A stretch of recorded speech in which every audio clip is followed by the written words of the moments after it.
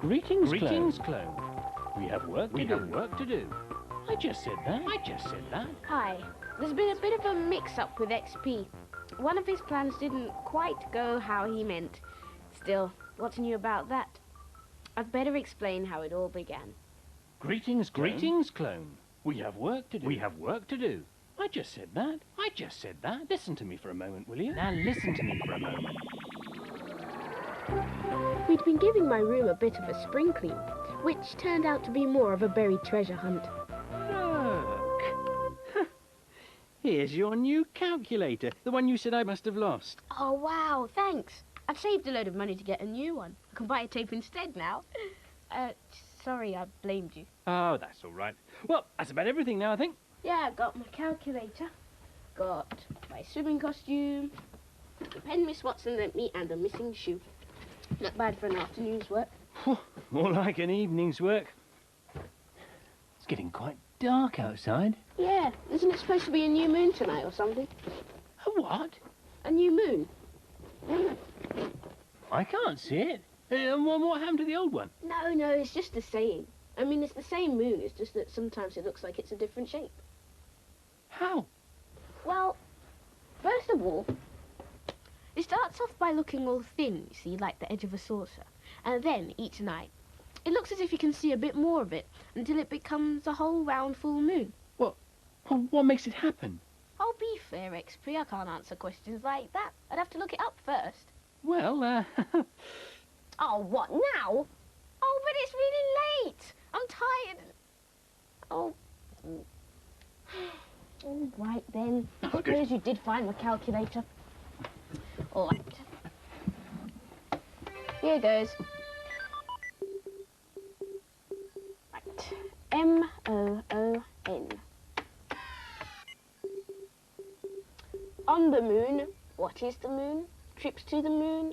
Fascinating facts and moon patterns. Let's have, what is the moon? Okay. The moon is a huge ball of rock in space. It circles round the Earth. There are mountains on the moon and also flat areas called seas, because people looking at them from Earth used to think that's what they once were. We know now that they are not really seas, because on the moon there is no water at all. There are also wide craters all over the surface of the moon. These were made by rocks from outer space crashing down onto it. The moon does not have any light of its own. We can only see the moon when light from the sun falls on it, just like the light from a huge torch. I don't understand, Sarah. How does the sun light the moon? And why does it keep doing it differently each night? Dunno yet. Let's try moon patterns. If you look at the moon on different days, you will see it seems to have a different shape. Sometimes you can hardly see it at all. Other times it looks like a back-to-front letter C, or half a circle, or a nearly blown-up ball, or a complete circle. Then it looks like a nearly blown-up ball again, then half a circle, then a letter C, and then once more you can hardly see it. It takes about 28 days to do all this. Then it starts all over again. But the moon doesn't actually change shape each night. It's really that on Earth we keep getting a different view of the part of the moon the sun has lit up. That's why it seems to change shape. If you could stand and watch the moon in the night sky for a whole month, this is what you would see.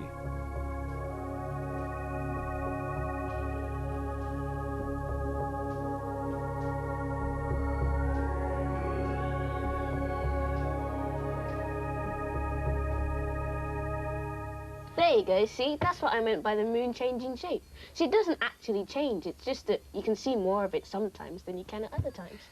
This is most interesting, Sarah.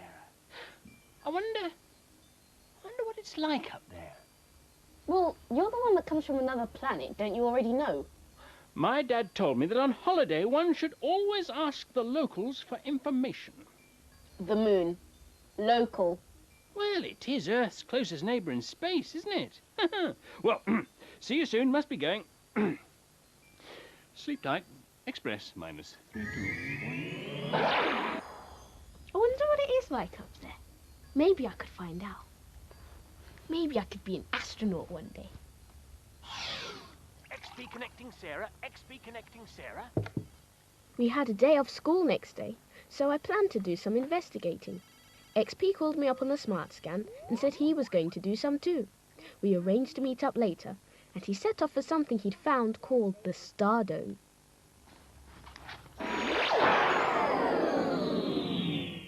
Ah! Express minus 321.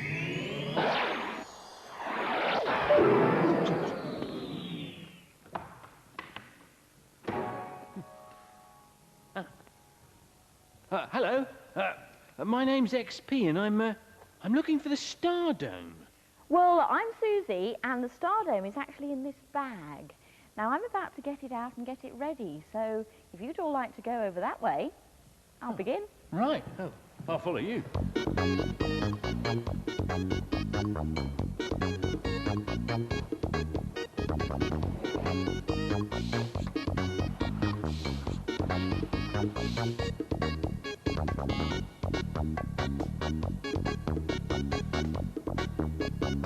Now, everyone, we're going to go inside the Star Dome, and XP is going to go first. Great.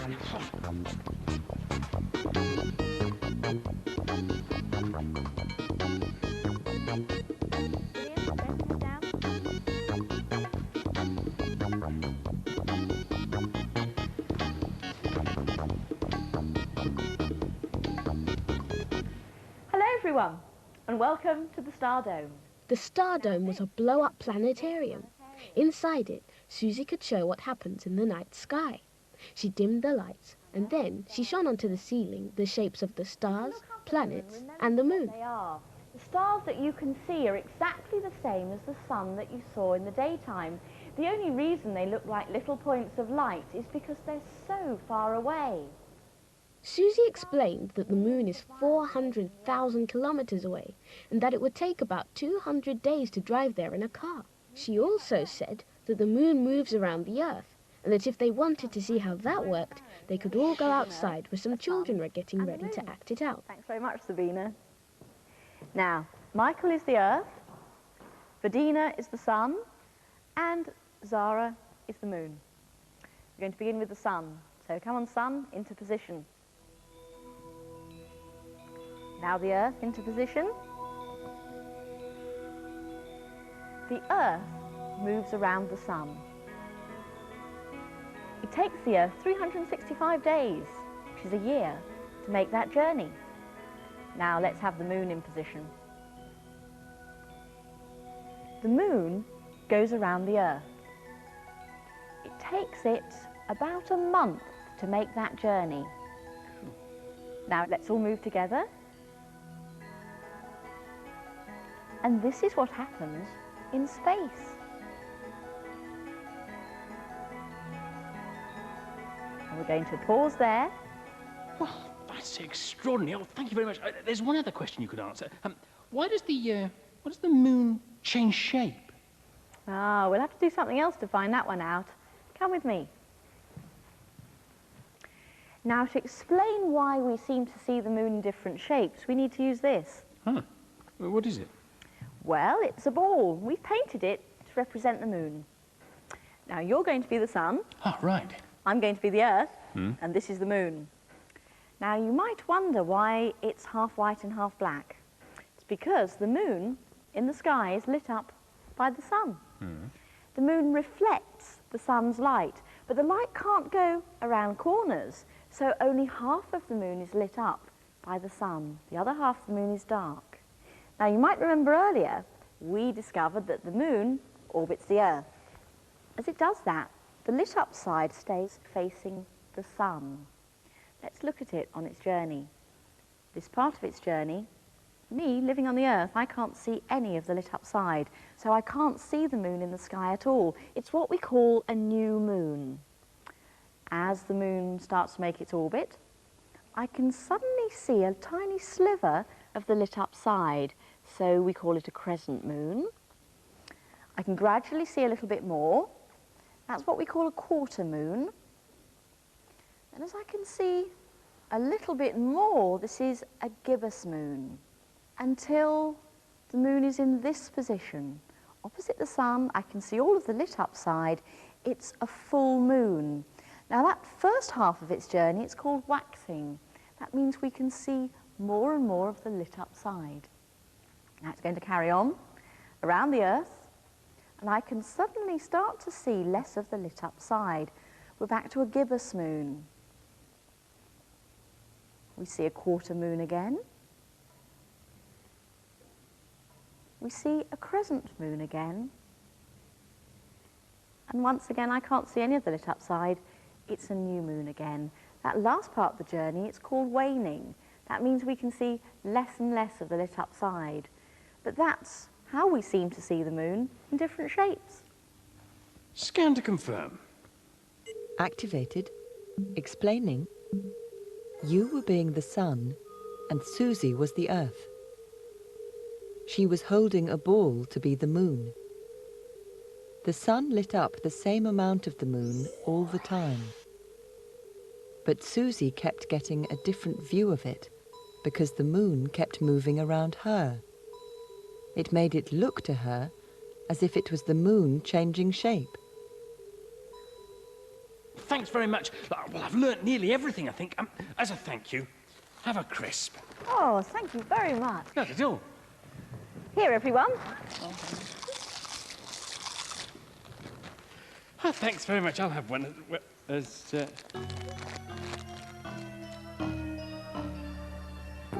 Meanwhile, I'd gone to the Science Museum in London to find out more about space travel. I met Doug, their expert Hello, on Doug. exploring I'm Sarah. space. Pleased to meet you, Sarah. So, did you take this thing out to show me then? I certainly did. This is a model of the Saturn V moon rocket, the rocket which took astronauts to the moon in 1969. Now, the actual rocket was 363 feet high. That's almost as high as St. Paul's Cathedral. This is a scale model. Let's look at the bottom of it. These were the engines that fired and took it to a certain height. And then all of this part of the rocket fell off because they didn't need it anymore. All the fuel had been spent. And then this part, the engines here started to fire and took the rocket a little higher. Now, the astronauts were living in the command module at the top here. If you turn around, you'll see a real command module. That is the spacecraft which took astronauts around the moon in 1969 and then brought them back to Earth. So the whole of that great big thing just sat on that tiny bit at the top? That's right. To get the astronauts to the moon, you needed all of this rocket. But to bring them back, they just came back in that very small section at the top. Have you got any pictures you can show me? We certainly have. If you'd like to look at this monitor here, you should be able to see some. 5, 4, we have ignition. Almost all of a rocket is filled with the fuel that it needs to get up into space from Earth. After the first few minutes, part of the rocket is used up and falls away. Next, the second part is used up and falls away too. Neil Armstrong confirming both the engine skirt separation and the launch escape tower separation. In 1969, American scientists made a rocket with a part that could actually land astronauts on the moon. Contact light. Okay, engine stop. The Eagle has landed. Roger, Tranquility. We copy. They stayed there for 21 hours. About to turn blue. We're briefing you.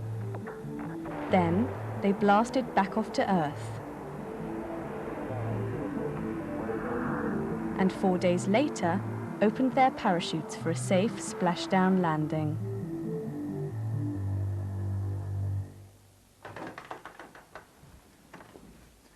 Now, Sarah, this is a very special room. Then Doug took me to one of the rooms you can't normally go in. He had some other things to show me. Now, Sarah, here we have some space food. This is real space food that the astronauts would take up into space in their craft. You can hold it if you like. Wow. If you're wondering why it looks so curious, it's because they have to add water to it before they can eat it. Shall we have a look at them doing that? Living in space is different from living on Earth. In space, everything floats. Astronauts often have to eat their food straight from the packet so it won't float away. Living in space can be fun. You can try new ways of eating, or drinking, or moving about, and getting dressed. Now, if you were to walk on the moon, you'd need a very special spacesuit, rather like this one here. These would be connected to hoses to your backpack, and they would provide you with your own air supply. They'd provide you with water. They'd stop you getting too hot, and they'd stop you getting too cold. So you'll certainly need that. You'll need some gloves. There we are. Mustn't forget your feet. You'll be walking on that moon dust. There we are. And last but not least, your space helmet. Cool. Can you manage that? Yeah. Okay, now off you go over there and try and put that lot on.